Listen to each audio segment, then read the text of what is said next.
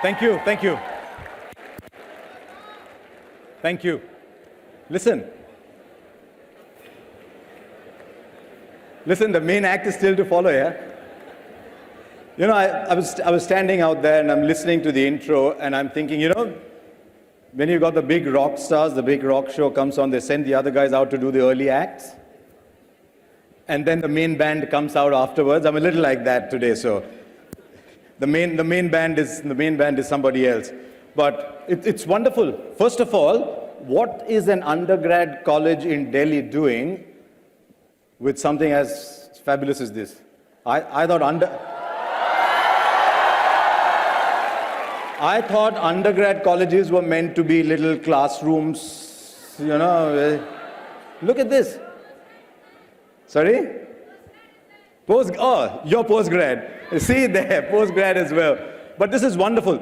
And I'm delighted that so many of you have come to listen to, well, for want of a better word, a tech star. And one of the things I'm going to be asking him, and maybe I should ask you first, actually, because yours is actually currently the only generation that matters in India. Others don't matter. We talk, you matter. So, no, that's true. I'm not trying to play to the gallery, don't worry. Because your generation can see through it right away, right? So who are the latest rock stars, man? Are the latest rock stars the movies or the cricketers or the technology stars? CEOs of the big rock stars. Gee, man, we're all in the wrong business. Okay, since you're all the rock stars, let me call him. He's sort of simple, like you and me. Went to college like all of us, maybe dreamt like all of us, and then just went and did some things, yeah, which I'm sure some of you are going to do as well.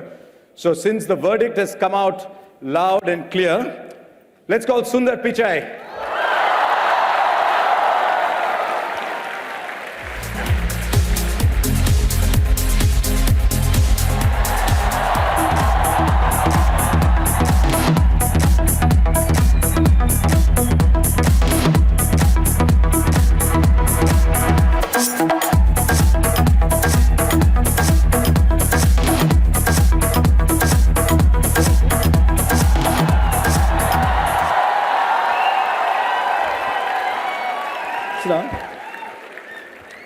Well, since all of you are taking pictures, let me get out of them for a while. Come on, take all you want. I told you, I was asking him this just before I came out, and I was asking him the question I was asking all you guys, and he said, I don't know. But I did ask them. I said, who are the latest rock stars? Is it the music groups? Is it the movie stars? Is it the cricketers? They said the CEOs. So what's it telling you about the India you're reaching out to? Harsha was one when I was growing up. Nonsense. See, I told you he knows how to say the right things. No, but isn't it interesting that a tech star, and for all that you might say about being a good, simple South Indian, unassuming, you are one. What does it say about India that a tech star gets this kind of reception? You know, can everyone hear? Yeah, okay. Okay. Yes or no? Yes? Right. Yes, okay, great. You know, a few years ago, I'd come to India, and I was, you know, this was in Mumbai, and I was getting off the car, trying to go in for a meeting. And there was a person who came, opened the door of the car, and I was walking in, and, you know, he said, I listened to your Google I/O speech, and it was phenomenal, and which is our developer conference. And, you know, it struck me, wow, there's no other country in the world where the person who came and, you know, helped me get out and go into the hotel had watched, you know, a technical speech like that. So I do think there's something unique about India that way. You know, I think people are interested in technology, which I think is great. You know, I couldn't ask for anything better. So thank you for that interest. Wonderful. But Sundar, you are a young man too. You still are, even if you're much younger than I am, but you still are. And a lot of people in this room are dreaming about tomorrow. It's a beautiful part of India that's in this room, and they're all dreaming about tomorrow. And it would be interesting to ask, what did you dream about? When when there was time to dream about tomorrow for you? Were you just sitting waiting to take on the world? Or? There was, a couple of things. I did, not for fun, but I did dream of, just like I'm sure like many Indians dreamt of being a cricketer. I used to be a huge... You did? Yeah, I used to be a huge fan of, sorry, I'm old, but I used to be a huge fan of Gavaskar, when he was playing. And later on Sachin when he played, but, so I always, had a dream. On a more serious note, I always loved technology growing up, so I had dreams of just not exactly what I would do, but I wanted to, at that time, I used to read about what was happening in Silicon Valley, and I wanted to go be a part of it. So I didn't exactly dream a career as much as a destination and wanting to be there. Sitting in IIT Kharagpur, there was no Google then. No? Okay. You're sitting in IIT Kharagpur in a room that wasn't quite as fancy as this hall is, and there is no Google, so how are you keeping in touch with what Silicon Valley is doing, and how are you dreaming? And wow, I have to think about that for a minute. There was no internet too, and it was pre all that. Mostly reading, and my uncle had gone to the States, and I was interested in semiconductors and so on. And William Shockley, the person who kind of invented semiconductors, was from Silicon Valley. So I'd read a story about him staying, working through at Stanford close to Christmas Eve, and so stuff like that. So, for what I was interested in, I knew that that's where it was happening. But now, there's a new generation that's coming, and I feel the generation gap every few minutes. Yeah. But Google and you both have to stay relevant, not just to the people in this room, but to a generation earlier than them. So how do you stay relevant? How does Google always stay relevant? It's a good question. In the technology world, everything changes in such a fast pace. Given you were asking questions about when I went to school, in the 80s, the personal computers were just getting underway. And, 10 years from then, I just gone to the US, and the internet, as we know, came into existence. And 10 years after that, mid-2000s, when the first smartphones came into being, right? Android didn't even exist 10 years ago. And but kind of shows you how much things change. And so a lot of what we do is to figure out what that next wave is, and you have to do that. You have to reinvent yourself. Part of the reason we are all very interested in India is, it's an amazingly young country. It's a vast country. And so in many ways, we do think the trends of the future will come from places like that, so largely explains our deep interest in places like India. Just to tell you how much India has changed, there's a young man there who's taking a selfie of you from as far as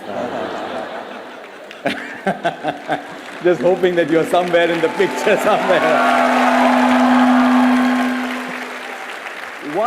One of the things I read about you, it said Sundar Pichai is Sundarajan, right? To give you the whole name.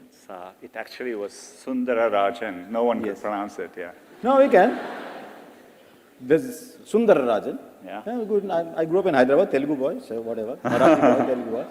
But they said he's an example of the fact that good guys can finish first. Now, on this one, the teachers are clapping more than the students. I wasn't exactly a good guy at school, though. Well, a good guy doesn't necessarily have to be 98%. Just a good guy is a decent person. That's what I've been told about you.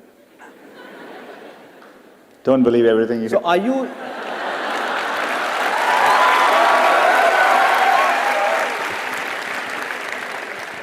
And that brought more cheers.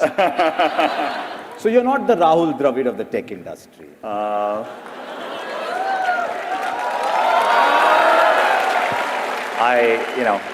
don't know everything about Rahul, no, I'll but tell you I knew he had good technique. That's all I know about him. No, I'll tell you, a lot of us with a simple middle-class background, and I can relate entirely to what Sundar is saying, we find it very difficult to talk about ourselves. So maybe that question was was a little wrong. Is Google a fun place, or is it a place for workaholics?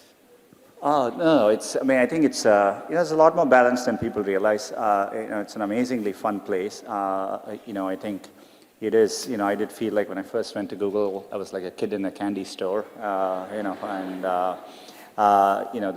there is, you walk around, people are working on amazing things, and so really stretches your mind. One of the things we talk about in sport is that sometimes it's easier to get to number one than stay number one, and Google has done an amazing job of staying number one. Mm-hmm. How do you handle that challenge? Because when you are number one, everyone wants to be you. So how do you take on the challenge of staying number one? From our perspective, and I think it's true for in technology in particular, the world keeps changing, as I said earlier. So, a big part of what I focus on at any given time is making sure we are innovating and building products for the future. It's just got to be a normal course of how you think. And so, we are constantly thinking about what to do next. So, Android is very popular. People are using smartphones.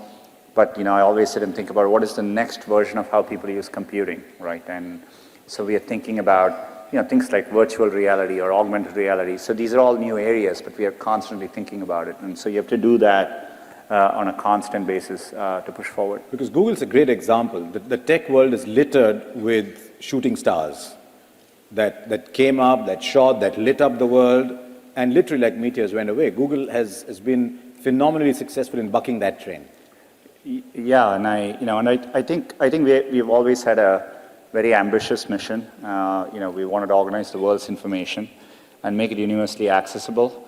I think in the context of smartphones and how people use it around, if anything, that mission is even more relevant. There's a lot more information which people consume, so we want to do a better job of that. And we feel like we are in early days of that mission, with things like what we call as machine learning and artificial intelligence.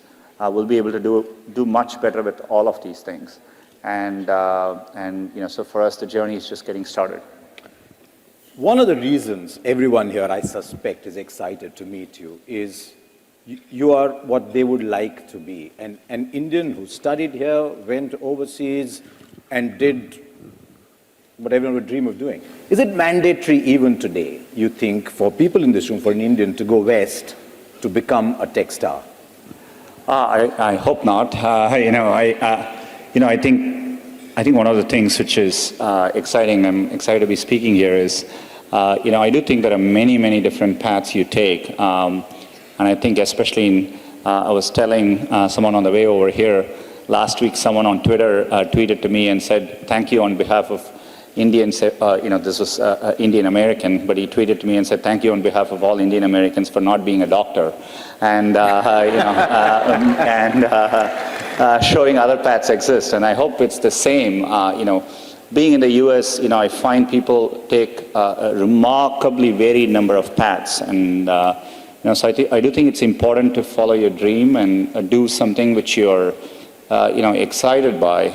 So I think if you follow your heart and do what you like, you will always do much better. And so I don't think it matters that you're an engineer or you're in science, or it could be in any field. And I think you're a good example of having gone to IIM and switching and being at that time I distinctly was impressed by the fact that you were bold enough to do something like that. But I think it's phenomenal. You did something which you followed your heart, and I think those are examples. It's one of those moments when the head of Google says he knows you. It's like a friend of mine plays for Australia, Matthew Hayden. We became friends, and when Usain Bolt won the 100 meters, he was asked about his love for cricket, and he said, "My favorite's Matthew Hayden." And his children said, "But you are our coach. Why does he know you?" So anyway, yeah, because increasingly it's becoming easier to do what you want in this country, because you don't have to go through standard infrastructures and clearances. What Google has done is it's almost given flight to a lot of young dreams.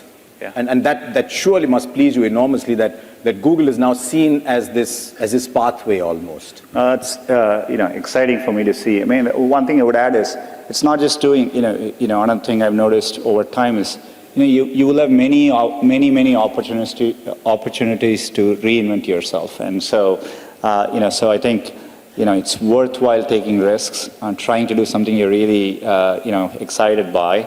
And if the first attempt you don't do it, you can try again, and things tend to work out in the long run. Since you brought it up, it wasn't in a set of questions I'd worked on, but the attitude to failure in this generation is very different from mine. Mm-hmm. In my generation, to fail was to commit a crime. Mm-hmm.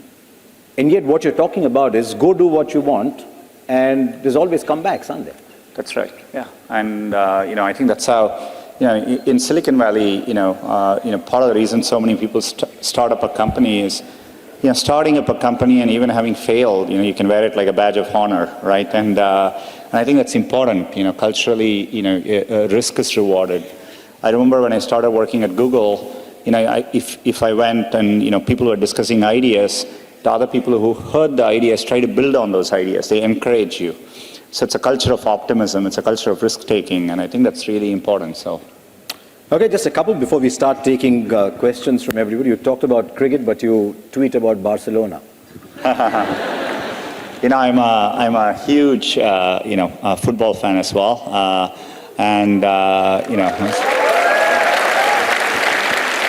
I remember when I was young, waking up driving my mom crazy because I would wake up in the middle of the night to watch World Cup soccer at that time and to watch the Brazilian team in those days, in the 80s. And, I continue to, cricket and soccer are two sports I follow. I follow actually football more now because it's easier to follow it there. And I'm a very big Barcelona and a Messi fan. All you guys who wanted to talk about Cristiano Ronaldo, don't. I don't know whether you saw the recent El Clasico in which Barcelona won 4-0.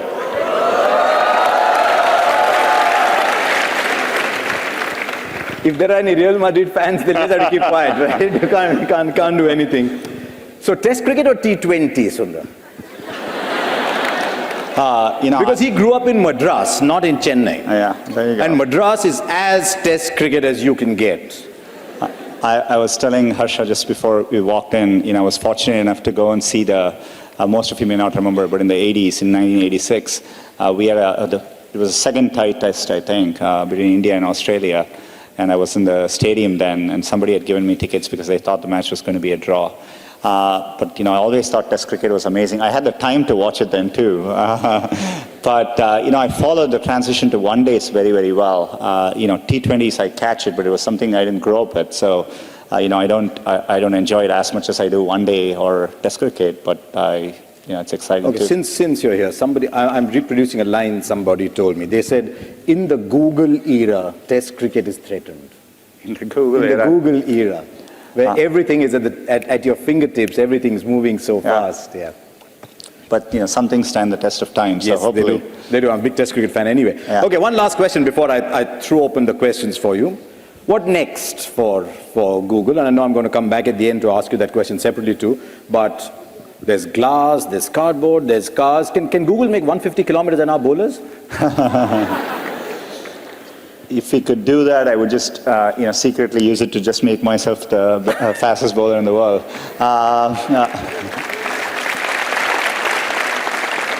I think there are many things we are working on.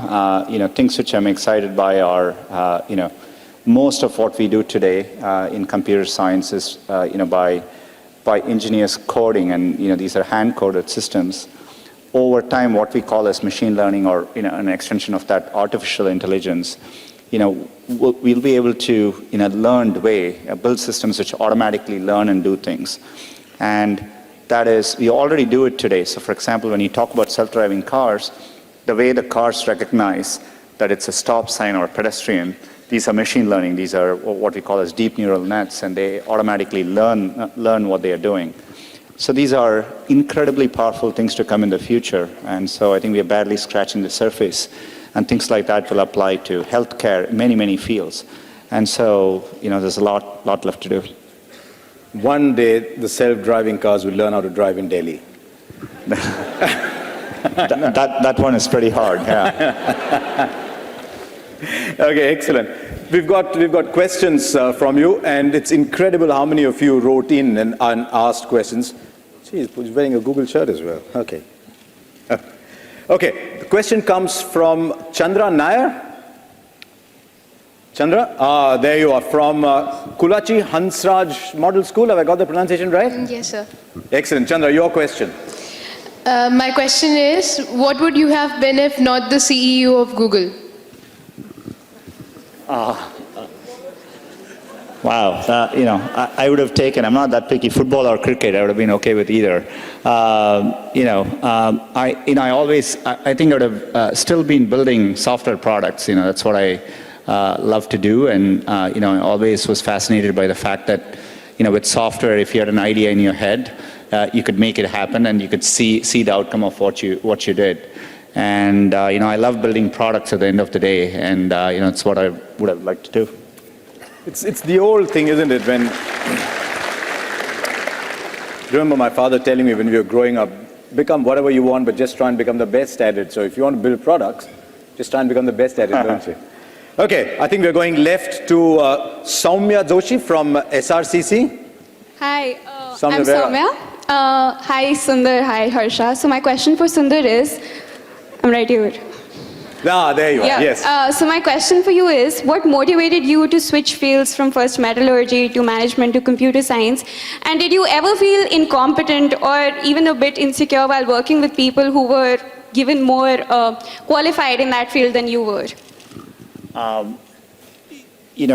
My background, so I was always interested in technology, and the first chance I could get to program, I learned programming, and so for me, I never thought of it as switching fields as much as when the internet started happening. It took me a while to realize the power of it, and it became obvious to me for the first time we are going to have something which could connect one day all of humanity and would profoundly transform what people did. So I wanted to be a part of that, so part of that journey. So that's how I thought of it, and so I didn't think of it as necessarily switching careers. To answer your second question, absolutely. I would actually encourage all of you. If at some point in your life, you have to work with people where you feel a bit insecure, right? That's essential, because that means you're working with people who are better than you and who are pushing you, right? And so I always encourage, if you actually feel very secure in what you do, that means you're doing something comfortable and you're not pushing yourself. And so there are many, many times I've felt working with people in a group, am I doing enough? These people seem much better than me, and I think that's an inherent part of learning.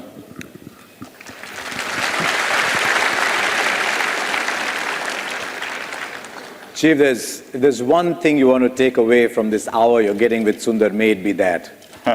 Let yourself be insecure from time to time. It's a lovely thing. The moment you start to get secure, and I can tell you we all, because we've seen a little bit more life, the moment you get secure, you're actually moving backwards. Okay, we've got a video question, and it's coming from IIT Kharagpur. So can we get the video question, please? Hello, Mr. Pichai. Greetings from IIT Kharagpur. My name is Hardik Katayarwal. My question is, recently startups from IITs have been on the rise, and they're set to transform India into the Silicon Valley of the East. So from your point of view, how much impact do these startups really have on India's progress, and how do you think this impact will change the face of the nation in the coming years? I'm not sure I got a last spot, but how will this change the pace of the nation in the coming years? Every year or 2 years, whenever I make these trips back here, I've always been waiting for this change in India. It was only when I came last year, I felt it very viscerally that, the startup culture had really taken hold here. It's incredible to see. For the scale of India over time, you do need entrepreneurs to tackle and build things for India and for globally. And, I think it's a unique opportunity India has.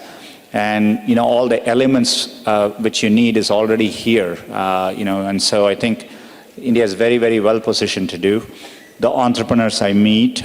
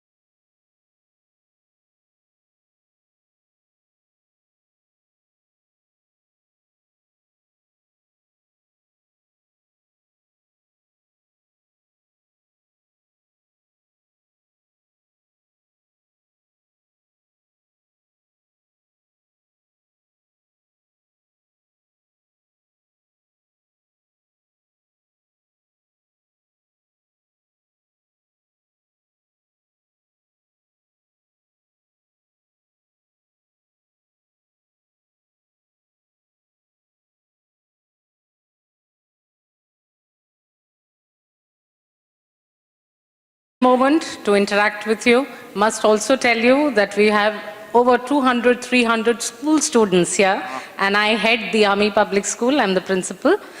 My question to you is, the Indian education system has done extremely well. We have you in Google, and that is the proof of the pudding. We want to know, how do we now adapt ourselves to become future ready? And what are the skills and the techniques that the children now need to learn so that they have an edge over the other competitors? There are plenty of nations fielding people. So how do we get the edge over the other nations of the world? Thank you. For me, I think a way, as you said, India has a strong educational system, and there's a culture of valuing education, which is phenomenal. I think ways in which we could move forward would be, for me, if I look at what is needed to solve the next generation of problems, creativity is an important attribute. I think so. Encouraging more creativity through the educational system.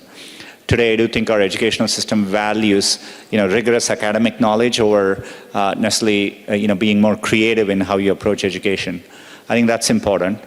Another thing I would say is, and I think I've seen it in the best schools in the US, etc. It's what I call, it's very experiential, very hands-on. People learn how to do things by doing them, and not just by learning about them, right? And I think that's a big, big difference. So, to me, so allowing a system in which there's a lot more creativity, learning how to get things done by hand, and so much more of a project-based experiential learning are all, I think, trends which the Indian educational system needs to adopt. And I also think it's important to teach students to take risks, and and making sure the system doesn't penalize for you to take risks, and if you're different. And so those are all attributes which I think are important. So. You have no idea how popular you just became with her students. No, but it's interesting, because a lot of the time in the Indian education system, as I was getting my son to study for his exams, and he said they're only testing me on what someone else has already answered. They're not allowing me to learn for myself. And what Google has done now is Google gives all the answers to the questions that are going to come in the exam. So how do people study? And it's a very valid question that she asked. How do we study now? So the education system has now got to adapt to the fact that Google is giving you all the answers anyway. Maybe that's one of the reasons why we are very good at re-engineering, but not as good as inventing.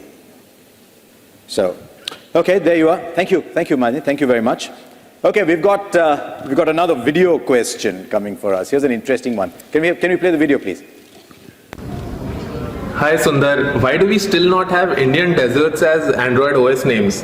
Like N for Naan Khatai, N for Neyappam, or maybe P for Peda?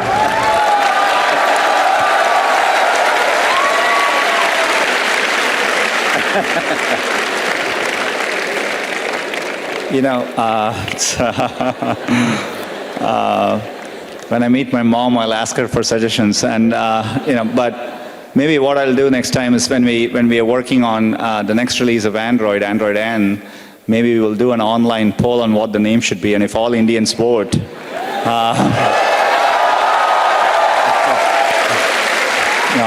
I think we can make it happen. Let me tell you one thing about Indians online. The only community that ever wins online polls are Indians. Because we just have such numbers. Which is why I'm suggesting it.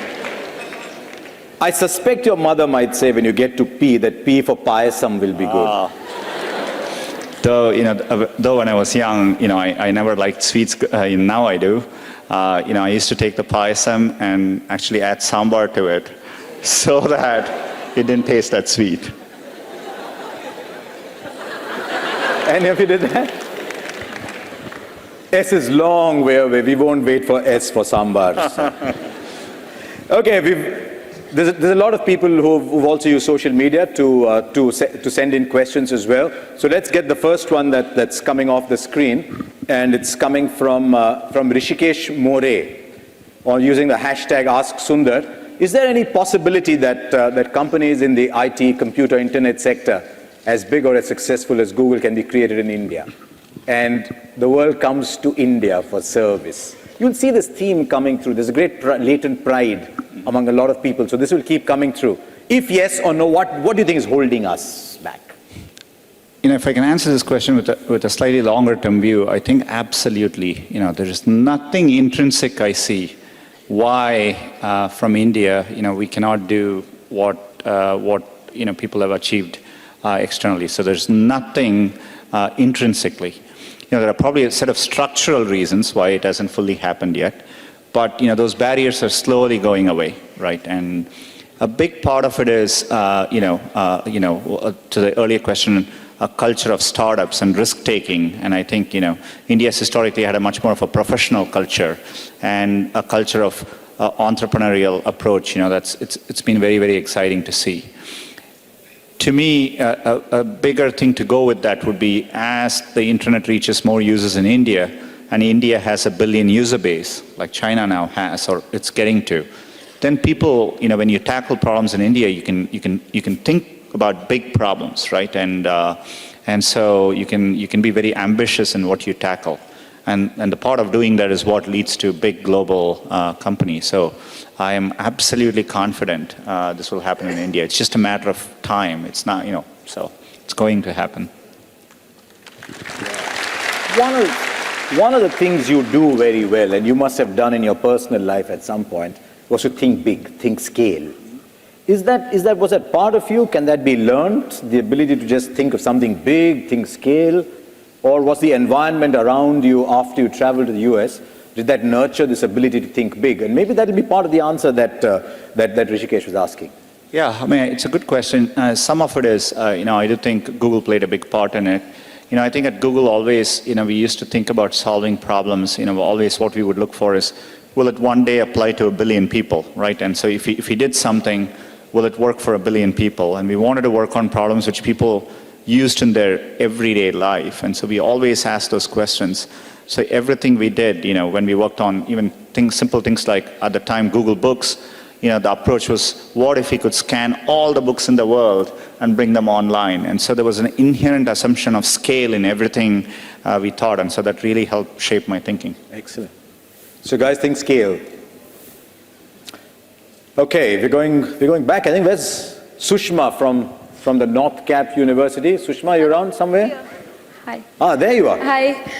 Good afternoon, sir. Good afternoon. So we heard that Google committed to provide the broadband connectivity on almost 500 railway stations in support for the Digital India initiative. So, sir, the question is, how do you think this is going to benefit Google? And how do you think India is going to get benefited from such an initiative? We are very excited about the public Wi-Fi project. It's the largest public Wi-Fi undertaking in the world, because the 400 railway stations which we are working on, each day will get over 10 million passengers. And we are talking about real high-speed connectivity through Wi-Fi. So you can watch your favorite Bollywood videos in high definition, and many more things.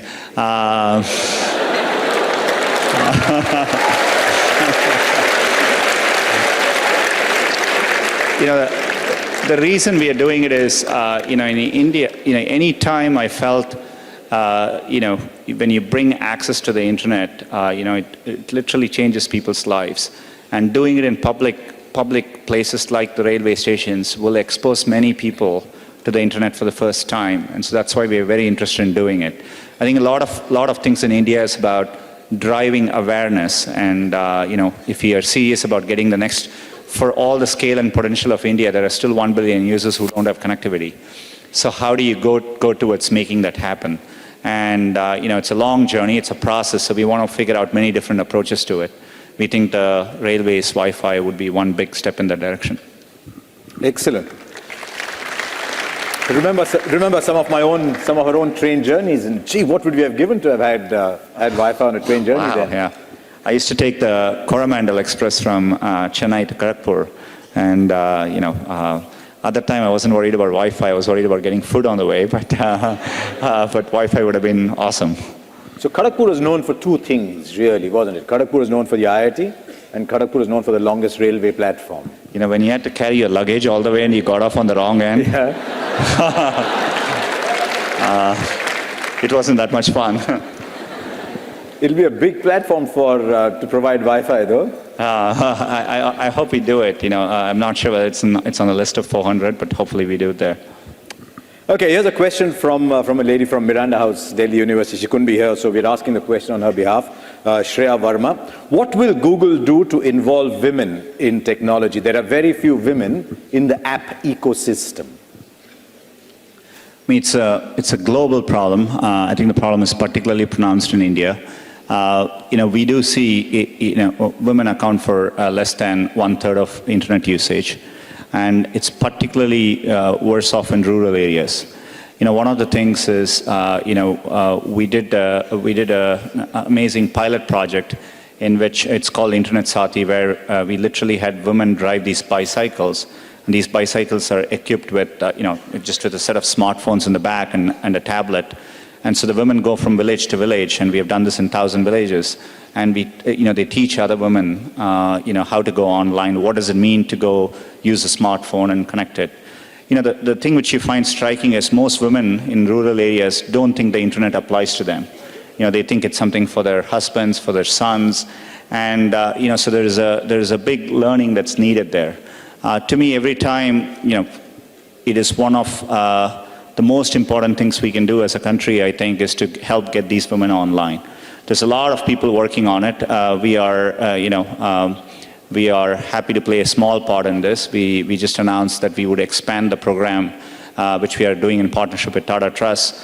We would expand this to cover 300,000 villages in the next 3 years. That's half of the villages in India. And we'll be working with the government to make it work more effectively as well. But helping get women online, I think, is an incredibly important thing. And if we do it better, I'm sure there'll be many more women developers one day when I come back. There's a point of view that India's next big leap will come when more women enter the kind of things you're talking about as well. So hopefully, all you young women, get into apps. Get into apps and take the message around as well. What we are seeing, though, is in the 10th standard and 12th standard exam, and guys, you don't want to hear this, but the girls are beating the boys hands down. It was true, and I was there as well. Okay, Ruchika Salwan from the Department of Computer Science, University of Delhi. There you are. Greetings, sir. I'm honored to interact with you in person, and welcome to India, first of all. Sir, my question for you is, how is your vision for Google different from that of Larry Page and Sergey Brin?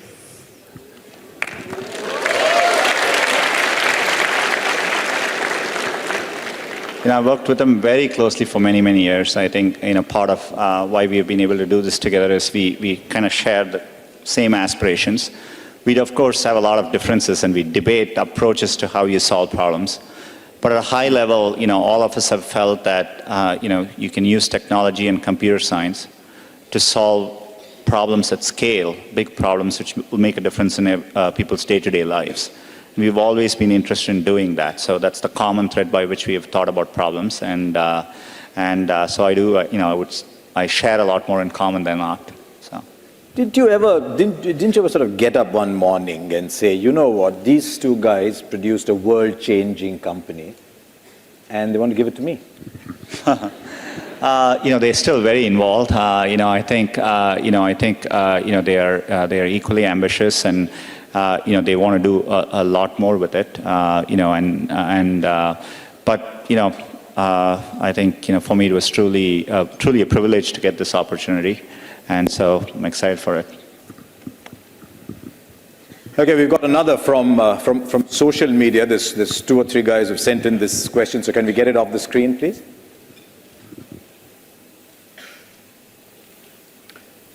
Okay, Naveen Subramaniam, Shravan Ravi, Vishal Goenka.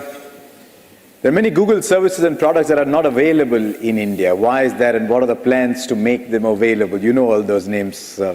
Some of Google's biggest services aren't available here, says Shravan as well. Vishal's asking that too. It's a good question. We do work hard to bring our services to India. So, for example, I see the question has Project Loon, and we are working very hard to bring a Project Loon experiment to India to start with, and it's part of what I came here working on. So we are working very, very hard to bring everything we want to India. But increasingly, we also see an opportunity to do things first in India, and then actually it'll work for global markets too. So for example, YouTube offline, we first did it in India last year, and now it's in 77 countries worldwide. So we see that as a good template by which how we approach things in the future. So which is why we are investing a lot more in India. Part of it is we are expanding our engineering offices in India significantly. We're going to be building a big new campus in Hyderabad, and so I'm excited about what we can do here and take it globally to the rest of the world. So more and more products are going to be built in India? Yeah, I mean, it's a goal. It's a goal that, especially for markets, mobile, the way it's scaling up, we do think we can do things here which will apply globally elsewhere. Excellent. Everybody, get on, buy your tickets, go to Hyderabad. Okay, from Amity University, where's Jassing Bhasin? Hey. There you are. Hi, Sundar. Hello. I have an interesting question for you. I had read somewhere that you have unusual gift that seemed a little more than a curiosity when you were a child, but has served you incredibly well in adulthood, which is insane numerical recall, and can remember every number you have ever dialed. Is it true? It's no longer true, but at the time when I was in India, we were lucky because the phone numbers are only 6 digits, so that helped. And Google didn't exist then, so people all over my family and friends, if they wanted to call a phone number, they would just ask me. And so I just got used to the habit of remembering every phone number I had called or I had heard about. But when I went to the US, the phone digits were, first of all, 10 digits, so made it much harder.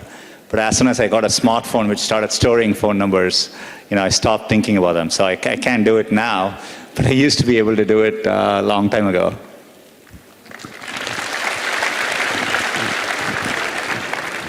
Jeez, you reach a stage when everybody's younger than you. When we were kids growing up in Hyderabad, the first telephones that came had 2-digit numbers.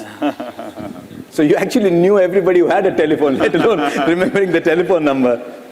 Okay, we've got a question on video coming up. I think there's Meghna from IIT Kharagpur. They all seem very excited about asking you questions from IIT Kharagpur. So let's get it off the video screen. Hi, my name is Meghna and I'm from IIT Kharagpur. My question is, Google or Alphabet is no longer restricted to being only a search engine, but we seldom hear about any non-computer science undergraduates working at Google. Why is that, and what is the recruitment procedure for these people? Thank you.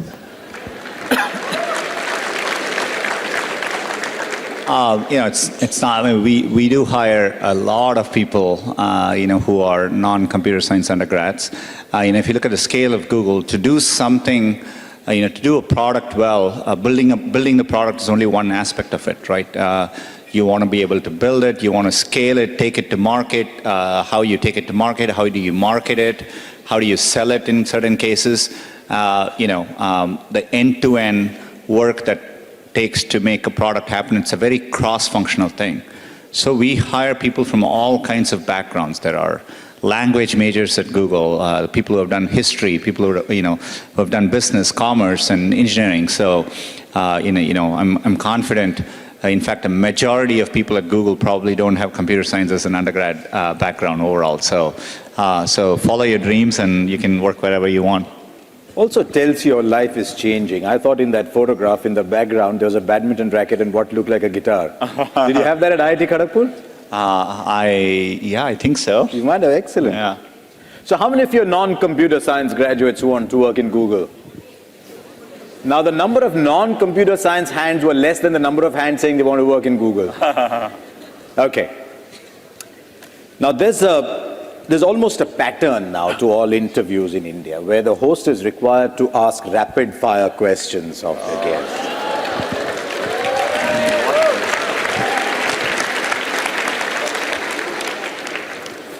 These are not my questions. The only condition is that the questions will be asked quickly and the answers are short. Okay. But your answers are always short. So, okay, here we go, Sundar. Okay, rapid fire questions.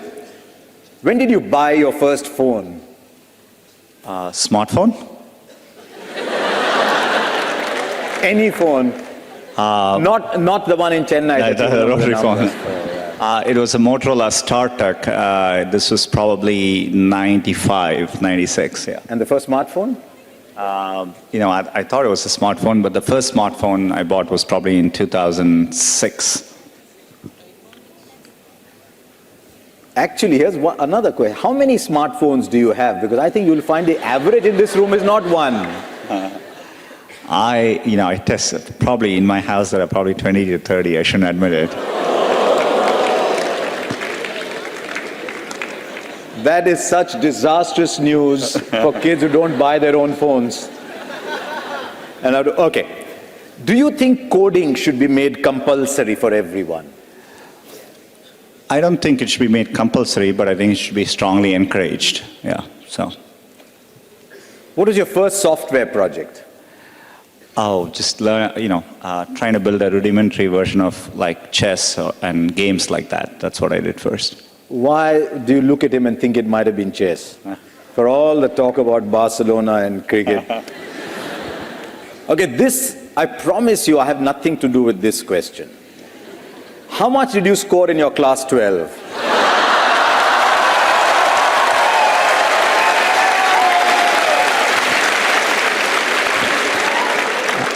Not enough to get into Shri College of Commerce.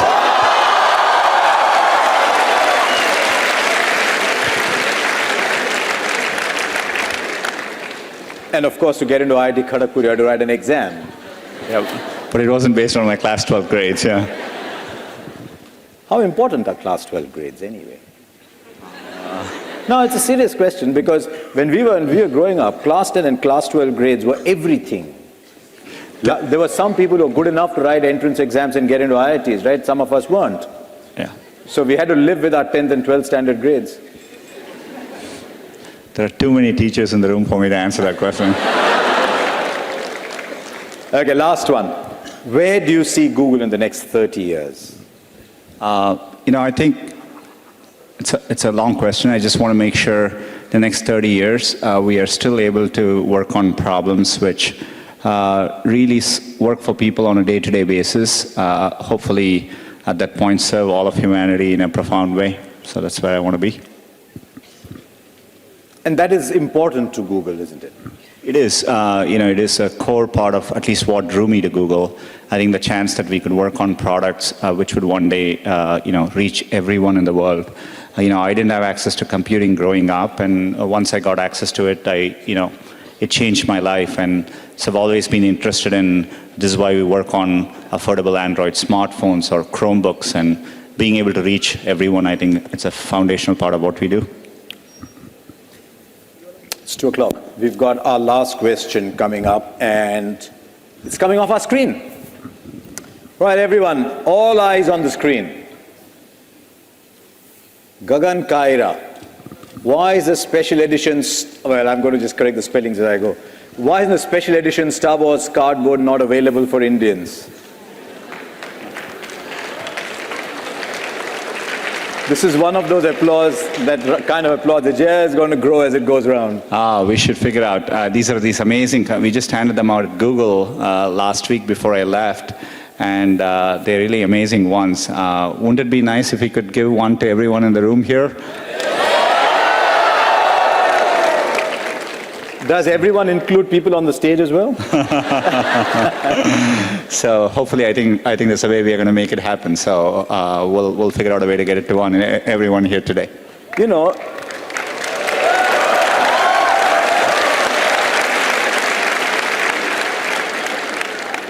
It's so typical of you, as I've got to know you in the last hour, to make a huge announcement in such an understated manner. So everyone's going to get one, guys. What do you think of that?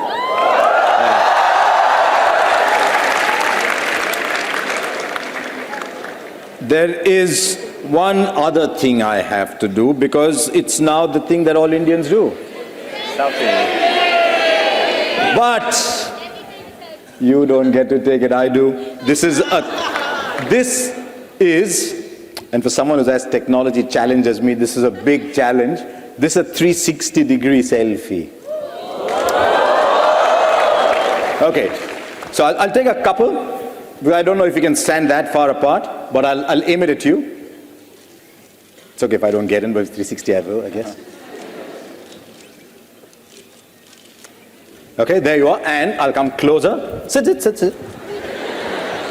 is everyone's fanboy moment. Yeah. There you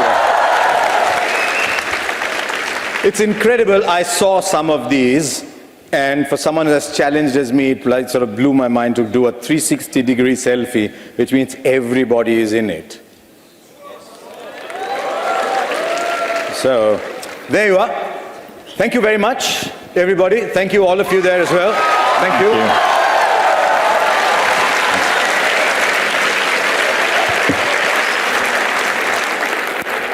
Pleasure, Sundar.